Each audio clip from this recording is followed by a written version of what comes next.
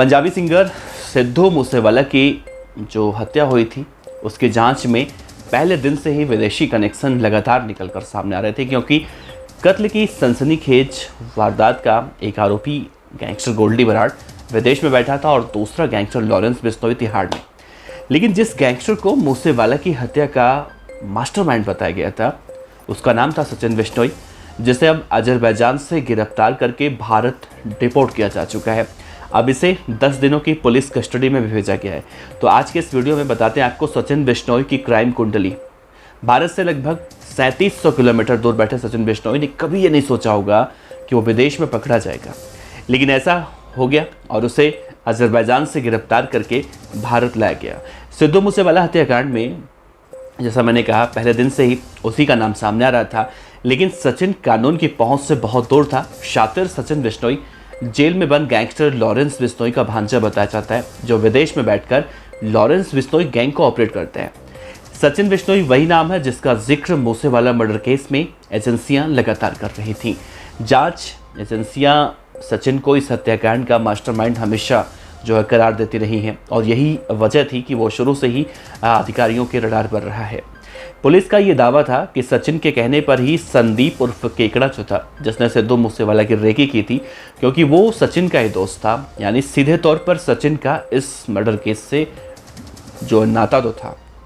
वारदात के दिन संदीप उर्फ केकड़ा जब सिद्धू मूसेवाला का फैन बनकर उनके घर पहुंचा था, वो उस वक्त काफ़ी देर तक वहाँ पर जमा रहा और जब उसे मौका मिला तो उसने बाहर मूसेवाला के साथ सेल्फी भी ली थी, और इसके बाद भी वो वहीं पर मौजूद रहा। जब मूसेवाला अपने घर से बाहर निकले तो उसने फ़ौरन इस बात का इत्तला अपने शूटरों को किया। उसकी जानकारी के आधार पर ही हमलावरों ने मूसेवाला को घेर कर मारने की पूरी योजना जो है बनाई थी। इसके बाद उन्होंने अपनी साजिश को अंजाम दिया। आप सभी जानते हैं मूसेवाला की हत्या के बाद एक शख्स ने एक टीवी चैनल को फ़ोन किया था, उस दौरान आपको याद होगा, और उसने कहा था कि उनके गैंग अपने दोस्त विक्की मिद्दू खेड़ा की मौत का बदला चाहती थी और इसी हत्याकांड के लिए सिद्धू मूसेवाला को अंजाम दिया गया। वो फ़ोन कॉल चैनल के दफ्तर में सचिन बिश्नोई ने की थी। इस बात की पुष्टि भी जांच एजेंसियों ने अभी तक फिलहाल नहीं की है, लेकिन अजरबैजान में सचिन के पकड़े जाने के बाद मालूम चला है कि उसके पास सिर्फ फर्जी पासपोर्ट है जिस पर तिलक राज टूटेजा का नाम लिखा हुआ है, जिसे वो इस्तेमाल कर रहा था। देखा जाए तो असल में सचिन अपना पूरा नाम सचिन थापन लिखता है, जबकि उसके पिता का असली नाम है शिवदत्त। लेकिन जो पासपोर्ट बरामद हुआ है फर्जी, उस पर उसके पिता का नाम भी भीमसेन दर्ज किया गया। अब सचिन के पासपोर्ट में नाम पता सब कुछ गलत है। पासपोर्ट में जो उसका घर का एड्रेस है उसमें 330 ब्लॉक ए 3F संगम बिहार दिल्ली का एड्रेस है, जबकि उसका असली पता है BPO दतारिया वाली गली, जिला फाजिल्का पंजाब। गौरतलब है कि 29 मई 2022 को सिद्धू मूसेवाला की हत्या हुई। उन्हें सरेआम गोलियों से भून दिया गया था। इस हमले की वजह से मौके पर ही मूसेवाला की मौत हुई थी। जांच में ये मालूम चला कि कनाडा में बैठे गैंगस्टर गोल्डी बराड़ ने जेल में बंद गैंगस्टर लॉरेंस बिश्नोई के साथ मिलकर सिद्धू की हत्या की पूरी साजिश जो है रची थी, और फिर सचिन अपने शूटर भेजकर अंजाम तक पहुंचाता है। दरअसल गैंगस्टर लॉरेंस बिश्नोई अजरबैजान से भारत डिपोर्ट किए गए सचिन बिश्नोई का मामा कहा जाता है, और सचिन का क्राइम गुरु भी उसी को कह सकते हैं। सिद्धू मूसेवाला की हत्या और सुपरस्टार सलमान खान को जान से मारने की जो धमकी आई थी, वो भी गैंगस्टर लॉरेंस बिश्नोई की अपराध की दुनिया में बड़ा नाम बन चुका है, इसी ने दिया था। और यही वजह कि आए दिन उससे जुड़ी कई बातें, कोई ना कोई खबर लगातार आती है।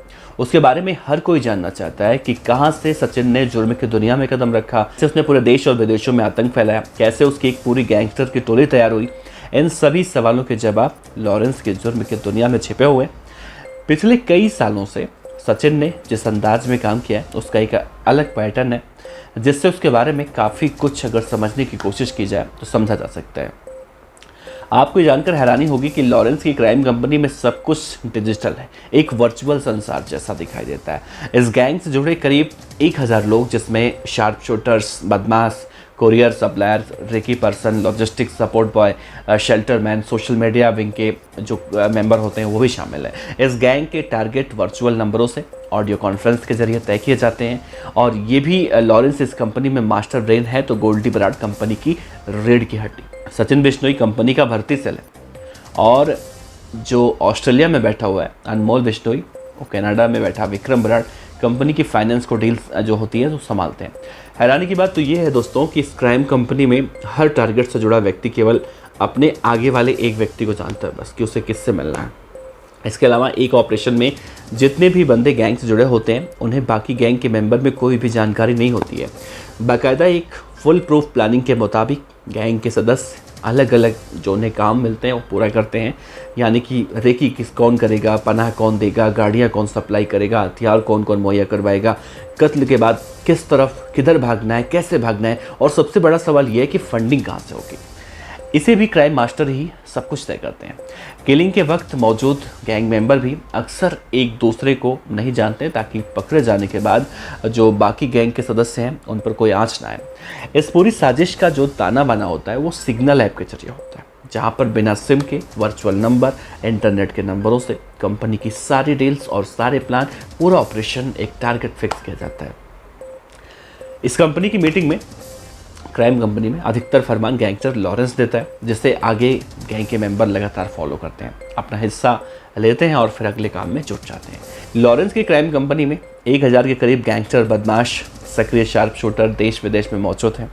दिल्ली के तिहाड़ जेल में बंद गैंगस्टर लॉरेंस बिश्नोई अपने गैंग को कुछ इस तरह ऑपरेट करता है जैसे शायद कोई कभी बाहर रहकर भी नहीं ऑपरेट कर पाता। सूत्रों की माने तो इस गैंग में करीब जो जितने शूटर्स हैं एक इशारे पर लॉरेंस बिश्नोई के किसी भी को मारने के लिए निकल जाते हैं। ये सभी शूटर्स दिल्ली, एनसीआर, हरियाणा, पंजाब और वेस्ट यूपी के जिलों में फैले हुए हैं। किडनैपिंग, जबरन वसूली, फिरौती जैसे तमाम ऐसे काम करती है जहाँ पे उनका फ़ायदा होता है। लॉरेंस बिश्नोई सब कुछ जेल में बैठकर करता है। लॉरेंस का गैंग पूरी दुनिया में फैला हुआ है। 32 साल के लॉरेंस पर 65 से ज़्यादा आपराधिक मामले भी दर्ज बताए जाते हैं। लॉरेंस एक बार पुलिस की हिरासत से भी फरार हो चुका है। एजेंसियों के मुताबिक गोल्डी बराड़ जो है वो कनाडा में ठिकाना बना के बैठा है, जबकि लॉरेंस का भाई अनमोल ऑस्ट्रेलिया में बैठा हुआ है। और जेल में बैठकर लॉरेंस किसी काम को लेकर फैसला तभी करता है जब पूरा रेकी करवा लेता है, और फिर उसके बाद विदेश में जो उसके भाई, भतीजे, दोस्त बैठे हैं, इन सबको उस काम में लगाया जाता है। पिछले 6 सालों से इस गैंग के तार मैक्सिको के ट्रक सिंडिकेट से भी जुड़े हुए बताए गए।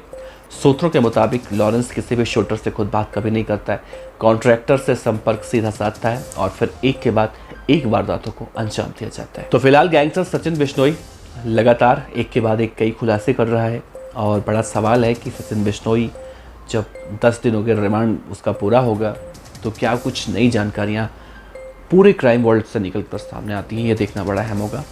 वैसे आपको क्या लगता है, अपने विचार साझा कीजिएगा। नमस्कार।